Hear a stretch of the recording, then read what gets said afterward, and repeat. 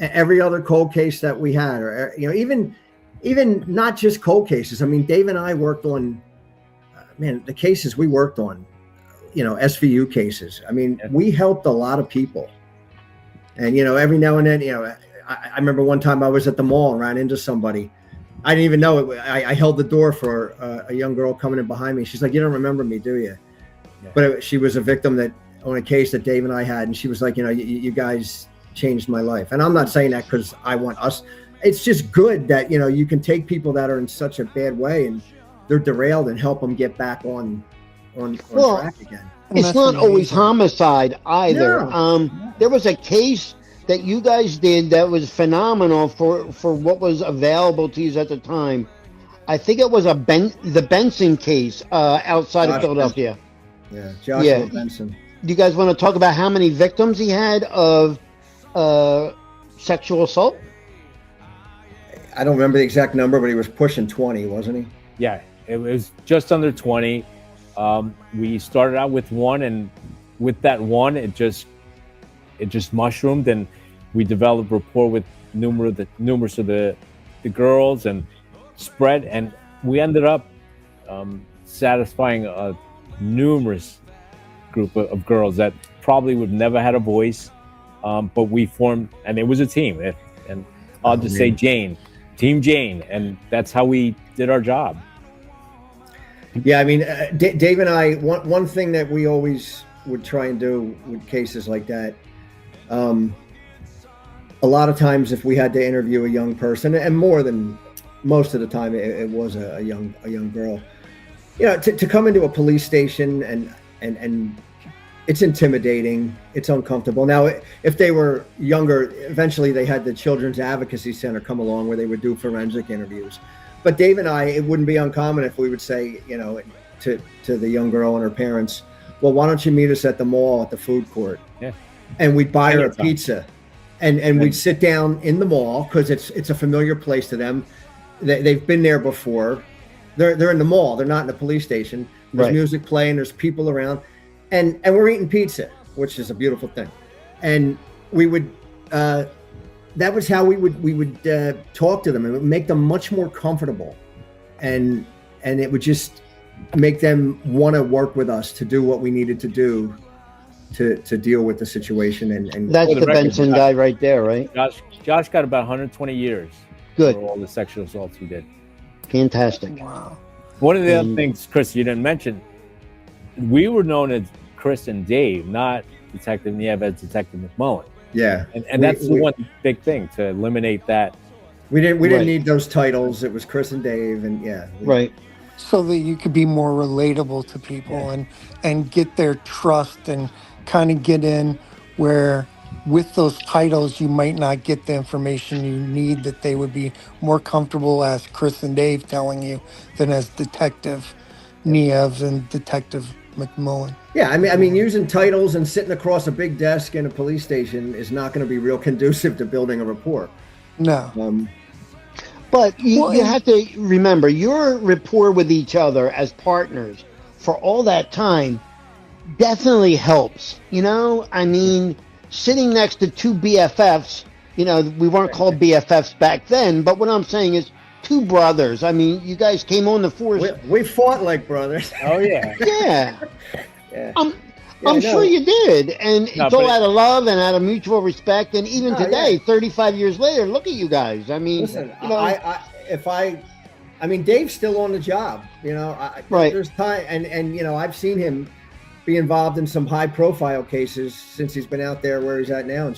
And I'll sit there and I'm like, oh man, I wish I was with him. Right. I wish you were.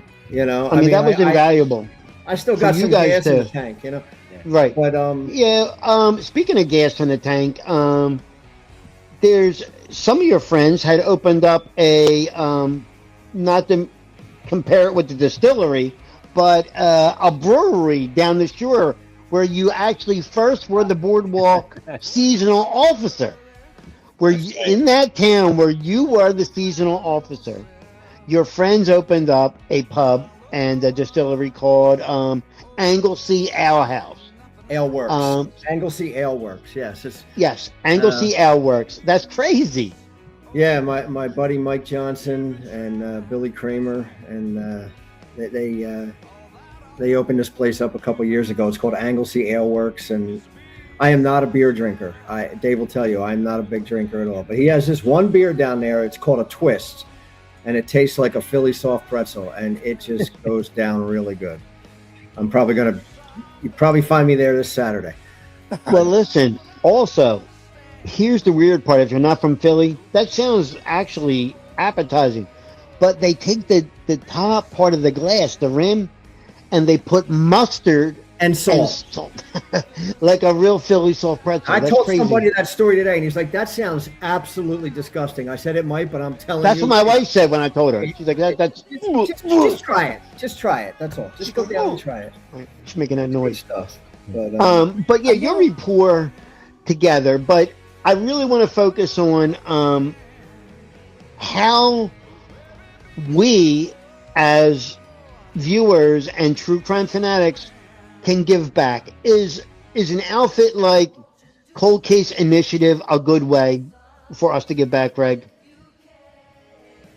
Oh yeah, I think that's a great cause, and I think what it's doing and what you've created there, Chris, with it is something that has definitely helped people and definitely could help other cases, and it helps the departments that don't have the resources.